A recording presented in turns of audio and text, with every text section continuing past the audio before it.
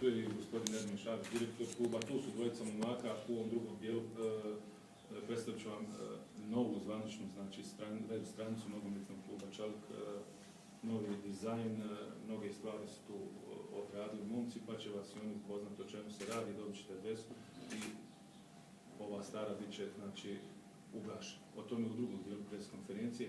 Na početku zamoliti gospodina Ibrakovića da nam kaže više detalja o priprema za prvu finalnu utakmicu protiv Željezničara. Čini mi se u travniku nakon one utakmice izjavili ste osvojeni bod po igri u drugom poluvremenu mogli smo i 3 boda, što je najvažnije, nije bilo puno žutih kartona na ovoj utakmici, ono što nam se dešava ovdje na Bilunom polju kada igramo domaću utakmicu.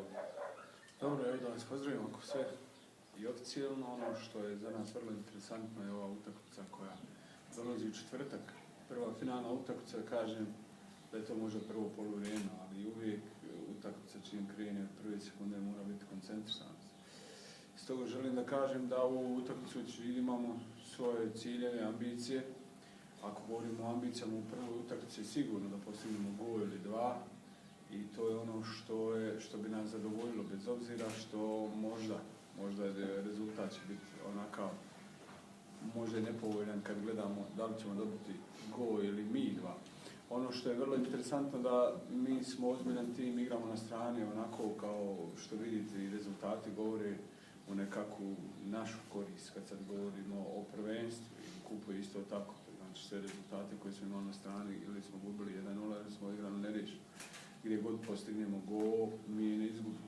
Ja očekujem isto tako da ćemo to vratiti na Grbavici, da ćemo postići gol. S tog razloga se ova 2 naša igrača, koja su možda i najbolja u Premier Ligi, 2 napadača, sa nama tu, koji će imati odgovore i danas, a nadam se u četvrtak na utakmici protiv Želje. Generalno gledajući, Želje je u jednoj prednosti kad govorimo o domaćem terenu, kad govorimo o pritisku koji su napravili nam u jesenas od neke 70. minute, to su radili njihovi navijači, ugledao sam je u utakmici Željo Velež, isto su navijači doveli Želju do pobjede. Ono što je nama da učinimo u ova 2 dana, da se dobro psihički spremimo, da nam se ne desi taj pad psihološki, da ne nasjednemo na te provokacije, na to navijanje i na taj pritisak. Što se tiče Želje, ne vjerujem da će biti neki veliki oscilacija u timu, možda jedna promjena u odnosu na zadnje, jer Savić će sigurno ući kao zadnje vezni unutra, Savić Suraka i Zeba Polušpica, to je njihovo već uigrano.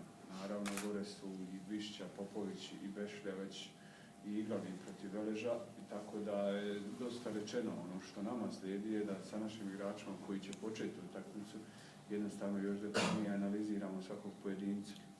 Znamo njihove prednosti, ali isto tako i manje. Mislim da ćemo biti dovoljno spremni da odgovorimo prvoj utakmici na taj način. Očekujemo jednom dobrom raspoloženju i ambijentu uzvratu Zenice. Kad govorimo o igračkom kadru našem, Isaković ne može da igra jer ima 3 žuta kartona. Čolov ne može nastupati jer je nastupao već u kupu za Olimpik. Ostali su naravno svi na raspolaganju i u dan 2 trebaju jednostavno da pokažu da žele da igraju i da na taj način se, ajde kažem, postave u prvih 11 ili 18. Ono što je na nas malo uticalo u klubu, zadnje što se desilo, ali mislim da će i direktor dati odgovor adekvatan na to, ali to je još jedan pritisak koji mi shvatamo kao pritisak Željin, jer smo željeli da napravimo pravi istinski spektakl u Zenici, na Grbavici, i onda smo i odlučili se da igramo i četvrtak, da bi oni jučer poslali dopis da navijači jednostavno naši koji dođu moraju da plate ulaz od 10 maraka, da su imali reciprocitet. Iz tog razloga mi to shvatamo kao jedan dodatan psihološki pritisak, ali isto tako se nadam da će naši navijači shvatiti da je to samo jedan dodatni stimulans i da će doći još u većem broju i da će pokazati jednu, ajde da kažem, zeničku dušu na toj utakmici koja će nas dovesti do jednog dobrog rezultata, da možemo u Zenici sigurno da i osvojiti skup. Čuli smo gospodine Ibraković, imate pitanje, evo, nešto do. Da se pomjeri utakmica u četvrtak, je to bila vaša dobra volja ili obaveza? To je bila naša volja iz razloga zato što smo željeli da, kad govorimo o finalu kupa, znam se da u svakoj državi je bitno jako bitno i bitnije možda nego prvenstvo. Jer u prvenstvu se zna broj klubova koji se takmiče, ali ako je najmasovnije i ako je spušteno na najniži nivo, to je nekakva satisfakcija evo što smo u finalu, što predstavljamo maltene sve klubove iz svih krajeva Bosne i Hercegovine. Iz tog razloga smo željeli da napravimo istinski pravu dobru utakmicu i tako izađemo u susret. Možda nama ne odgovara termin jer u subotu već igramo prvenstveno, ali mislim da smo samo iz sportskih razloga to uradili jer smo željeli da pokažemo da možemo i želimo da igramo jednu dobru utakmicu u dobrom ambijentu i naravno sa našom publikom. To sam sam pitao da vidim, znači, kako vam vraćaju.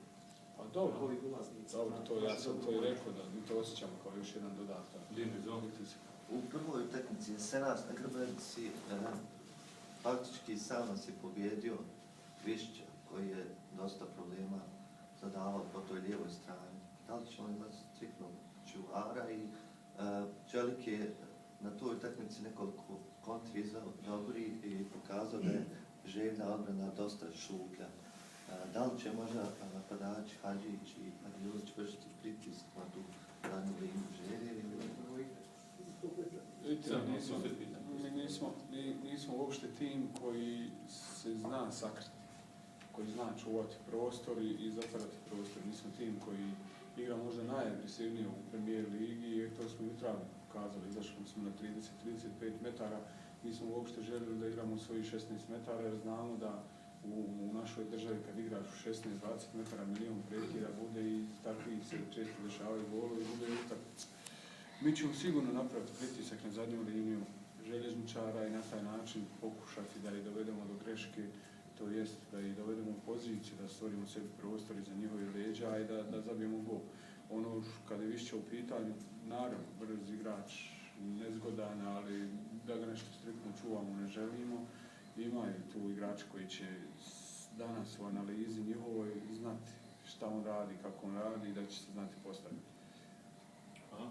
Da čujemo Elvina i Hadžiju, dvije utakmice